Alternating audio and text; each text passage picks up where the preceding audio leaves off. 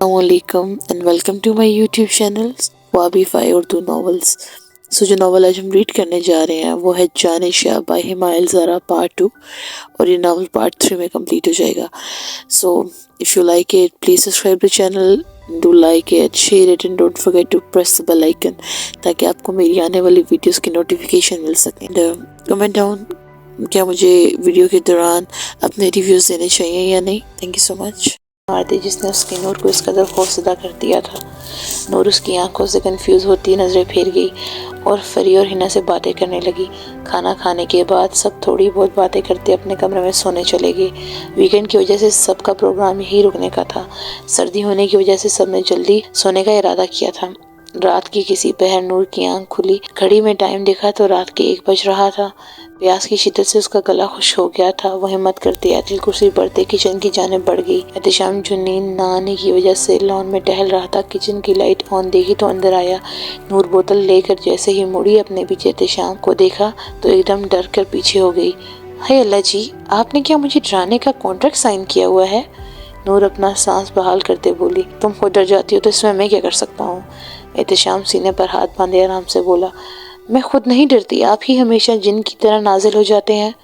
नूर भी तन कर बोली। मैं तुम्हें किस एंगल से जिन लगता हूँ? एहतशाम उससे बात करना चाहता था कि शायद वो अपनी परेशानियों से बता दे और इससे खुद से पूछना मुनासिब नहीं समझा। हर एंगल से? वो मुंह चढ़ा कर जाने लगी जब एहतशाम की आवाज़ पर रुकी।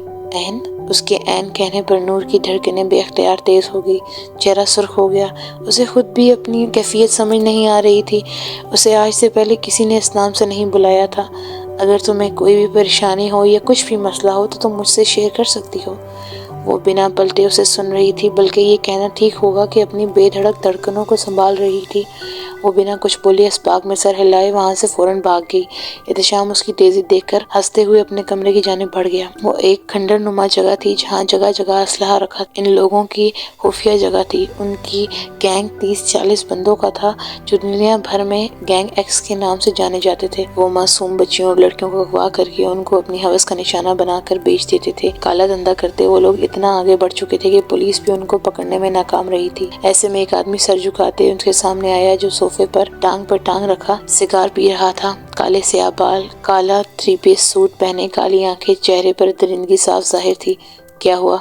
उसने गरजदार आवाज में पूछा। सर वो लड़की नहीं मिली। फरीद जो उसी की गैंग का मेंबर था डरते डरते बोला। तुमसे एक काम कहा था वो भी नहीं कर सके। इसने फरीद का गुरबान पकड़ते धाड़ते हुए बोला। सॉरी सर, मुझे थोड़ा सा टाइम दे दें, मैं आपके पास ले आऊंगा उस लड़की को। फरीद कपकपाती आवाज में बोला कि कहीं उसकी बॉस उसका कत्ल ना कर दे। तुम्हारे पास 1 हफ्ता है, मैं किसी काम से दुबई जा रहा हूँ और जब मैं वापस आऊँ तो वो लड़की मेरे सामने होनी चाहिए, वरना तुम अपनी जिंदगी के आखिरी दिन जी लेना। वो सिर्फ आंखें लिए कुराते हुए कहते बाहर निकल गया। रात के खाने से फारिग होकर सब लाउंज में चाय से लुत्फानंदोज हो रहे थे सिवाय फरी, हिना और नूर के, जबकि शारिफ, जैन और आगाजी के साथ कमरे में गेम खेल रहा था। जब शर्मिया बेगम ने सबको अपनी तरफ मुतवज्जो किया। बाबा, वो आप सबसे एक जरूरी बात करनी थी। हाँ बेटा बोलो, क्या बात करनी थी? फराज साहब ने पूछा। हाँ पा, क्या बात है? फरजाना और महविश बेगम ने भी पूछा। वो मेरी दोस्त है ना शर्मीन, इसकी कॉल आई थी। इसने अपने बेटे शाहजैन के लिए हिना का रिश्ता मांगा है। उनकी बात सुनकर किसी के चेहरे पे बहुत खुशी झलक रही थी तो कोई बिल्कुल मुरझा गया था। महविश बेगम जो हिना को अपनी बहू बनाना चाहती थी थोड़ी उदास थी, लेकिन फिर अपनी बाजी के लिए खुश भी थी। फराज साहब अपनी बेटी की बात सुनकर सोच में पड़ गए। उन्होंने तो हमेशा से हिना को वली के लिए सोचा था। घर की बच्ची घर में रहेगी और फिर दोनों बच्चे उन्हें अपनी दिलो जान से ज्यादा अजीज थे, मगर वो अपना फैसला किसी पर मुसल्लत नहीं करना चाहते थे। वली जिनके चेहरे पर बज़ाहिर तो नॉर्मल तासुरात थे, लेकिन अपने खाला की बात सुनकर उसे ऐसा लगा जैसे किसी ने उसके जिस्म से जान निकाल दी हो। वो कुछ भी बर्दाश्त कर सकता था सिवाय इसके कि उसकी हिना किसी और की हो जाए। बचपन से जिससे बेइंतहा मोहब्बत की हो, उसका नाम किसी और के नाम के साथ जुड़े, ये वली अहमद शाह की बर्दाश्त से बाहर था। वो बिना कुछ बोले उठा और बाहर लॉन की जानिब बढ़ गया। मगर आपा, हिना अभी बहुत छोटी है, महविश बेगम बोली। शर्मीन, अभी सिर्फ मंगनी करना चाह रही हूँ, बाकी शादी हिना की ग्रेजुएशन के बाद ही करेंगे। बाबा आप क्या कहते हैं? मुझे तो शर्मीन पसंद है, देखा वाला बच्चा है। शर्मीन बेगम मुस्कुराहट के साथ बोली। शाहरीन, बिलाशुबा बहुत अच्छा बच्चा है, इसमें कोई बुराई नहीं, लेकिन मैंने कुछ और सोचा था। फराज साहिब की आवाज पर सब उनकी तरफ देखने लगे। क्या सोचा था आपने बाबा? शर्मीना, महविश और फरजाना बेगम तीनों ने साथ पूछा। हिना को वली के लिए। तुझे क्या हुआ? एहतशाम लॉन में खड़े वली को देखकर बोला। कुछ नहीं। ولی نارمل تاثرات لیے بولا۔ تو پھر ایسے اٹھ کے باہر کیوں آ گیا؟ احتشام نے پھر سے پوچھا۔ آفس سے کال آئی تھی، وہی اٹینڈ کرنے کے لیے باہر آیا تھا، ولی نظریں چراتے بولا۔ ولی صاحب سنڈے کو کون سا آفس کھلتا ہے؟ احتشام نے سنجیدگی سے پوچھا۔ یار میرا مینیجر تھا، اسی نے کال کی تھی۔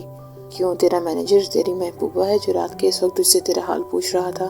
ولی صاحب اگر آپ تھوڑی دیر اور اندر رک جاتے تو یہاں روٹی ہوئی محبوبہ کی طرح بیٹھے نہ ہوتے۔ احتشام اسے بازوؤں سے جھنجھوڑتے ہوئے بولا۔ کیا مطلب؟ مطلب تو خود اندر جا کر پوچھ لے۔ احتشام اس کے بازو چھوڑتا اندر کی جانب بڑھ گیا، ولی بھی اس کے پیچھے پیچھے چل دیا۔ ولی اور ہنا۔ شازمیہ بیگم حیرانی سے اپنے باپ کی طرف دیکھتی بولی۔ فراز عالم شاہ کی بات سن کر لاؤنج میں بیٹھے لوگوں کو چپ سی لگ گئی تھی۔ میری شروع سے یہ خواہش تھی، مگر میں اپنا فیصلہ کسی پر مسلط نہیں کرنا چاہتا، اور پھر گھر کی بچی گھر میں ہی رہے گی تو مجھے تسلی بھی رہے گی، لیکن آخری فیصلہ تو بیٹا آپ کا ہی ہوگا۔ آپ کو مجھ سے زیادہ حق ہے فیصلہ کرنے کا، تم سب کو جو بہتر لگے۔ بابا آپ کیسی باتیں کر رہے ہیں؟ ہم سے زیادہ آپ کا حق ہے بچوں پر، آپ گھر کے بڑے ہیں، آپ کو جو بہتر لگے، گھر کے بڑے ہیں، آپ جو بولیں گے وہی ہوگا، میں شرمین کو منع کر دوں گی۔ شازمیہ بیگم نے اپنے باپ کا مرجھایا ہوا چہرہ دیکھتے حامی بھر لی۔ خواہش تو ان کی بھی یہی تھی، وہ بھی یہی چاہتی تھی کہ ان کی بچی ان کی نظروں کے سامنے رہے، مگر وہ اپنی اس خواہش کو کبھی زبان پر نہ لائی کہ شاید باقی لوگ اس بات پر رضامند نہ ہوں، مگر آج اپنے باپ کی بات سن کر ان کے دل کو اطمینان سا ہو گیا۔ جی بابا آپ بالکل ٹھیک کہہ رہے ہیں، بچوں پر پہلا حق آپ کا ہے، اور آپ جو فیصلہ کریں گے وہ کبھی غلط تھوڑی ہوگا۔ مہوش بیگم جو کچھ دیر پہلے اداس بیٹھی تھی، ان سب کی بات سن کر پھولے نہیں سما رہی تھی۔ ان کا تو یہ بچپن کی خواہش تھی کہ ہنا ان کی بہو بنے، انہیں ہنا بالکل اپنی نور العین جیسی عزیز تھی۔ آپ لوگ ایک بار بچوں سے پوچھ لیں، ان کی رضامندی بھی ضروری ہے۔ فراز صاحب مسکراتے ہوئے بولے۔ ماما لڑکا تو راضی ہے، آپ بس ہنا سے پوچھ لیجئے گا۔ یہ سب ایک دوسرے سے باتوں میں مصروف تھے، تبھی پیچھے سے احتشام کی آواز گونجی۔ ولی جو اس کے پیچھے آ رہا تھا، اس کی بات سن کر زور سے احتشام کی پشت پر مکہ چڑھا تھا۔ ولی بیٹا تمہیں کوئی اعتراض تو نہیں نا؟ مہوش بیگم تھوڑا قریب آتے آنکھوں میں ڈھیروں امیدیں لیے اس سے پوچھ رہی تھی۔ ولی جس کو ابھی تک یقین ہی نہیں آ رہا تھا کہ یہ ہو کیا رہا ہے، کیسے ہو رہا ہے۔ وہ جب اٹھ کر گیا تھا تب تو کچھ اور ہی بات ہو رہی تھی، مگر آج اسے ایسا لگ رہا تھا جیسے اسے پوری کائنات مل گئی، جس سے بے پناہ محبت کی تھی، اس سے وہ اس کی ہو جائے گی۔ یہ سوچ ہی کہ اس کے وجود کو سکون پہنچا رہی تھی۔ ماما آپ سب کو جو بہتر لگے، آپ جو فیصلہ کریں گے مجھے وہ منظور ہے۔ اپنے بیٹے کی بات سن کر مہوش بیگم نے اس کے ماتھے پر پیار کیا، سب ایک دوسرے کو مبارکباد دینے لگے۔ اوفو، آپ جو فیصلہ کریں گے مجھے منظور ہے۔ آیا بڑا، باہر تو بڑا دیوداس بنا بیٹھا تھا، اب دیکھو کیسے بتی سی نکل رہی ہے صاحبزادے کی۔ احتشام اس کی نقل اتارتے شرارتی انداز میں بولا۔ تو رک جا بیٹا، تجھ سے تو میں بعد میں سارے حساب پورے کروں گا۔ ولی اس کے کندھے پر ہاتھ مارتے چہرے پر زبردستی کی مسکراہٹ لیے بولا۔ ٹھنڈی ٹھنڈی ہوائیں صبح کو مزید خوشگوار بنا رہی تھی، چڑیوں کی چہچہانے کی آوازیں فضا میں موجود تھی۔ ایسے ہی شاہ محل میں ہر طرف چہل پہل تھی، ہر کوئی ادھر سے ادھر کام میں مصروف تھا۔ شاہ محل میں منگنی کی تیاریاں عروج پر تھی۔ جمعے کے دن ولی اور ہنا کی منگنی کا فنکشن رکھا گیا تھا۔ فراز عالم شاہ کی خواہش پر کہ تقریب کی ساری تیاریوں منگنی کی فنکشن ان کے گھر سے ہوں، جس کی وجہ سے تمام لوگ یہی قیام تھے۔ وقت کم تھا اور کام زیادہ، چھوٹی سی تقریب میں بھی اچھے خاصے کام نکل آتے ہیں۔ خالہ امی پوچھ رہی ہیں کہ مارکیٹ کب تک جانا ہے، پھر واپسی پر ہنا کا سوٹ بھی تو لینا ہے ٹیلر سے۔ نور نے شازمیہ کے کمرے میں داخل ہوتے پوچھا۔ بیٹا بس احتشام آ جائے پھر چلتے ہیں اس کے ساتھ۔ احتشام بھائی کیوں؟ ہم شارف بھائی کے ساتھ چلتے ہیں نا۔ میرا مطلب کہ اگر انہیں آنے میں دیر ہوگی تو۔ نور ان کی بات سن کر فوراً بول پڑی۔ اس رات کے بعد تو جیسے اس نے قسم کھائی تھی کہ اب احتشام کے سامنے بھی نہیں آئے گی، نہیں ہوگی دیر۔ ابھی وہ کچھ اور بولتی، پیچھے سے اس کی آواز سن کر نور کو جیسے لگا جیسے اس کے پیر زمین میں دھس گئے ہوں۔ اچھا ہوا بیٹا تم جلدی آ گئے، ہم تمہارا ہی انتظار کر رہے تھے۔ میں مہوش اور فرزانہ کو بھی بول دیتی ہوں، پھر چلتے ہیں مارکیٹ، وہ کہتی کمرے سے باہر نکل گئی۔ نور بھی جانے کے لیے مڑی جب اسے احتشام کی آواز سنائی دی۔ مجھ سے چھپ رہی ہو؟ ہاتھوں کو باندھتے وہ نارمل تاثرات کے ساتھ پوچھ رہا تھا۔ نہیں تو وہ لڑکھڑاتی آواز میں بولی۔ تو پھر میرے ساتھ جانے میں کیا مسئلہ ہے؟ وہ اس کے قریب ہوتے تیز لہجے میں بولا۔ کوئی مسئلہ نہیں؟ نور اس کے قریب آنے پر گڑبڑا کر پیچھے ہوئی۔ اچھا اگر کوئی مسئلہ نہیں ہے تو میرے ساتھ جانے سے منع کیوں کر رہی تھی؟ میں آپ کا پیٹرول بچا رہی تھی نا۔ ہاں میں آپ کا پیٹرول بچا رہی تھی۔ اس کی بیتوکی بات پر احتشام کا بے ساختہ کہکا گونجا تھا۔ تو میں میرے پیٹرول کی فکر کرنے کی ضرورت نہیں ہے، اور ہاں مجھ سے دور جانے کا سوچنا بھی مت۔ وہ کہتا کمرے سے باہر نکل گیا، جبکہ اس کی آخری بات سن کر نور کی دھڑکنیں ایک بار پھر تیز ہوئی تھی۔ وہ ایک عجیب سا احساس تھا جسے جاننے سے وہ بھی قاصر تھی۔ چہرہ سرخ ہو چکا تھا، اپنے خیالوں کو چھڑکتی کمرے سے باہر نکل گئی۔ دیکھتے ہی دیکھتے جمعے کا دن بھی آ گیا۔ منگنی کے فنکشن کا انتظام باہر لان میں کیا گیا۔ گھر کے سبھی لوگ تیار ہو کر نیچے مہمانوں کا استقبال کر رہے تھے۔ فراز صاحب اپنے دونوں دامادوں کے ساتھ مہمانوں کا استقبال کر رہے تھے، وہیں شازمیہ اور فرزانہ بھی مہمانوں سے مل رہی تھی۔ احتشام اور شارف جو دونوں سفید رنگ کا کرتا پہنے کندھوں پر شال ڈالے باقی کام دیکھ رہے تھے، اور احتشام نے سارے کے سارے کام شارف پر ڈال دیے تھے، جبکہ دوسری طرف ولی سفید رنگ کا کرتا اور اوپر سفید ہی واسکٹ پہنے اپنی دلہن کا بے صبری سے انتظار کر رہا تھا۔ مہوش بیگم جو تقریباً 5ویں مرتبہ ان تینوں کو بلانے آئی تھی، جن کی تیاری ختم ہونے کا نام ہی نہیں لے رہی تھی۔ ہنا کو نور اور فریحہ نے ہی تیار کیا تھا۔ فریحہ کے مطابق اس سے اچھا میک اپ آرٹسٹ کہاں ملے گا؟ بس کرو دونوں لڑکیوں، نیچے مہمان آ گئے ہیں اور تم لوگوں کی تیاری ختم ہو ہی نہیں رہی۔ ابھی یہ حال ہے تو شادی پر کیا ہوگا؟ ابھی وہ بول ہی رہی تھی کہ جب ہنا جو پلٹ کر کھڑی تھی اپنا رخ ان کی طرف کیا تو مہوش بیگم ایک دم خاموش ہو گئی۔ کتنی پیاری لگ رہی ہے میری بیٹی، کسی کی نظر نہ لگے میری بچی کو، اللہ تمہیں ہمیشہ خوش رکھے۔ مہوش بیگم آنکھوں میں نمی لیے اس کے ماتھے پر پیار کرتے بولی، خالہ امی یہ سب آپ کی بھانجی کا کمال ہے۔ فری ایک دانت سے بولی، مگر مہوش بیگم اس کی کہاں سن رہی تھی، وہ تو بس اپنی بہو کی نظر اتارنے میں مصروف تھی۔ اماں آپ کی ایک عدد بیٹی اور ایک عدد بھانجی بھی ہے۔ نور منہ بنا کر بولی، ہاں ہاں تم دونوں بھی بہت اچھی لگ رہی ہو ماشاءاللہ سے۔ مہوش بیگم نے دونوں کو پیار کرتے کہا، اچھا چلو اب جلدی، نیچے سب انتظار کر رہے ہیں۔ وہ یہ کہتی ان تینوں کو لے کر نیچے چل دی۔ لڑکی کا ایک آدمی صوفے پر بیٹھا سگریٹ سلگا رہا تھا، آنکھوں کو بند کیے سر پیچھے صوفے کی طرف گرایا تھا۔ تبھی اپنے ساتھی کی آواز سن کر سیدھا ہوئے بیٹھا۔ سے بولا، مجھے پتا ہے کیا کرنا ہے، ہم آج رات اسے کڈنیپ کریں گے۔ اب میرا پلان غور سے سنو، کوئی گڑبڑ نہیں ہونی چاہیے، سمجھے؟ چہرے پر شاطر مسکراہٹ لیے وہ اپنا پلان سمجھانے لگا۔ ہنا، نور اور فری کے ساتھ لان میں داخل ہوئی، سب کی نظریں ان تینوں پر مرکوز تھی۔ وہ تینوں لگ ہی اتنی پیاری رہی تھی۔ ولی تو ہنا کو یکٹک دیکھنے میں مصروف تھا، جو لائٹ بلو کلر کی میکسی پہنے بے حد حسین لگ رہی تھی۔ فری جو بیبی پنک کلر کی میکسی پہنے ہم رنگ کا حجاب لیے وہ سیدھا شارف کے دل میں اتر رہی تھی، جبکہ نور جو سفید رنگ کی میکسی پہنے لائٹ سا میک اپ کیے پنک حجاب لیے بہت سی نظروں کو اپنی طرف مرکوز کر چکی تھی، یہ جانے بغیر کہ کسی کا دل اسے دیکھ کر دھڑکنا بھول گیا تھا۔ احتشام جو کسی کام سے باہر جانے کے لیے پلٹا تھا، اسے دیکھ کر اپنی جگہ ساکت رہ گیا۔ اسے نور پر سے نظریں ہٹانا دنیا کی سب سے مشکل ترین کام لگ رہا تھا۔ وہ سفید رنگ پہنے کوئی پری لگ رہی تھی، جسے وہ ساری دنیا سے چھپا کر خود میں سمیٹنا چاہتا تھا۔ ہنا کو ولی کے ساتھ لا کر بٹھایا گیا، منگنی کی رسم بھی ادا ہوئی۔ فری، نور اور ان کی کچھ دوستیں سب ایک ساتھ ہی ایک ٹیبل پر بیٹھے تھے جب نور انہیں ایکسکیوز کرتی اٹھی اور اندر گھر کی جانب بڑھ گئی۔ شام سے ہی اس کا دل گھبرا رہا تھا، ایسا لگ رہا تھا جیسے کچھ ہونے والا ہے۔ وہ گیسٹ روم میں داخل ہوئی تھی کہ کچن سے کچھ گرنے کی آواز آئی۔ وہ آواز سنتے کچن کی جانب بڑھی۔ کچن کی لائٹ آن کرنے کے لیے ابھی بٹن کھولا ہی تھا کہ گھر کی بجلی چلی گئی۔ اندھیرے میں اسے گھبراہٹ ہونے لگی تھی، چہرے پر بے تحاشا پسینے تھے۔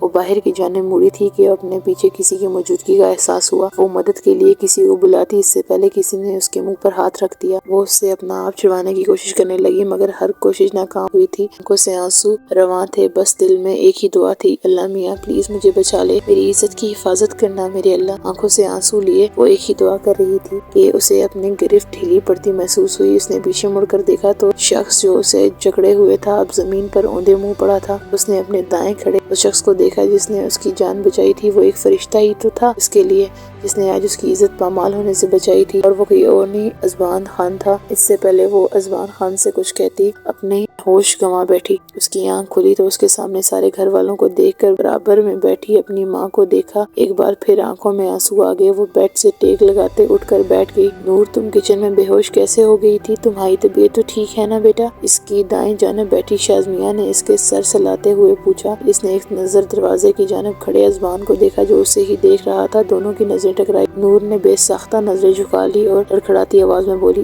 وہ میرا بی پی لو ہو گیا تھا، صبح سے کچھ کھایا نہیں اس لیے چکرا گئی۔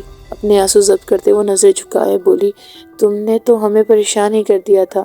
مہوش بیگم اسے گلے لگاتے فکر مندی سے بولی، سوری ماما۔ نور بھیگی آواز میں بولی، نور تم آرام کرو، میں تمہارے لیے کچھ کھانے کو بھجواتی ہوں۔ شازمینہ بیگم بولی اور کمرے سے باہر نکل گئی۔ ان کے پیچھے سبھی نکل گئے سوائے ولی کے۔ وہ نور کے پاس آیا، دائیں جانب بیٹھ گیا۔ گڑیا تم ٹھیک ہو نا؟ ولی اس کے سر پر ہاتھ پھیرتے پیار سے پوچھ رہا تھا۔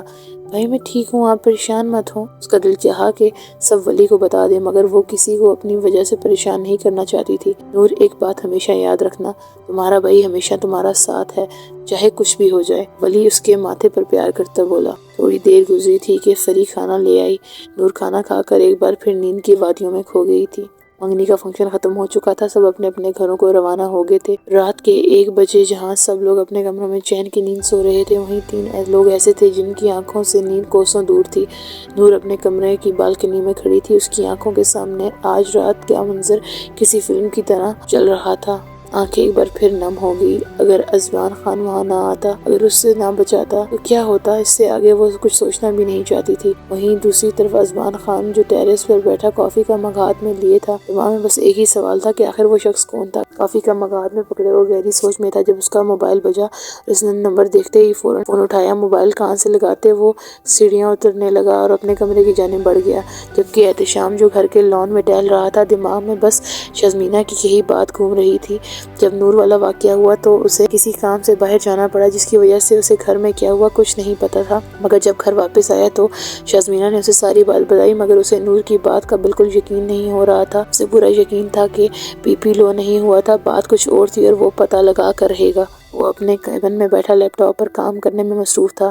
گندمی رنگت کالے بال جو ماتھے کے ایک سائیڈ پر تھے، کالی گہری آنکھیں۔ وہ شخص پولیس کی وردی پہنے، اپنے دائیں ہاتھ کی جانب ایس پی کا بیج پہنے، ایک باروب شخصیت کا مالک۔ جب وہ اپنے کام میں مصروف تھا، جب ایک شخص نوک کرتے ہوئے کیبن میں داخل ہوا۔ Good morning sir. Good morning, کیا خبر ہے؟ لیپ ٹاپ پر نظریں جمائے اس نے سنجیدگی سے پوچھا۔ سر وہ فرید اور خالد کل رات سے لاپتہ ہیں، پتہ چلا ہے کہ ان دونوں کو کسی نے اغوا کر لیا ہے۔ لیپ ٹاپ پر چلتے ہاتھ ایک دم رک گئے تھے۔ وہ لیپ ٹاپ بند کر کے اپنی کرسی سے اٹھ گیا۔ کس نے؟ یہ تو نہیں پتا سر، مگر ہماری ٹیم ان دونوں کو ڈھونڈنے کی کوشش میں لگی ہے، جیسے ہی کوئی خبر ملتی ہے میں آپ کو انفارم کر دوں گا۔ اس کا جواب سنتا وہ آفیسر کیبن سے باہر نکل گیا۔ وہ کھڑکی کے پاس جا کر کھڑا ہوا اور کسی گہری سوچ میں پڑ گیا۔ زندگی اپنے معمول پہ واپس آ چکی تھی۔ سب اپنی زندگیوں میں ایک بار پھر مصروف ہو چکے تھے۔ ولی اور احتشام اپنے بزنس میں مصروف ہو چکے تھے۔ ہنا اور فری کے بورڈز کے امتحان ہونے والے تھے۔ اس واقعے کو 1 ہفتہ گزر چکا تھا۔ اس رات کیا ہوا تھا سب بھول، لیکن اس واقعے سے عین پر بہت برا اثر پڑا تھا۔ اس رات کے بعد نہ تو وہ کسی سے زیادہ بات کرتی اور نہ ہی کسی سے ملتی۔ سارا دن اپنے کمرے میں رہتی۔ ہنا اور فری اس سے ملنے آتے تو سر کے درد کا کہہ کر اپنے روم میں چلی جاتی۔ اس کا یہ رویہ مہوش بیگم نے بخوبی نوٹ کیا تھا اور 1 ہفتے سے یونیورسٹی بھی نہیں جا رہی تھی۔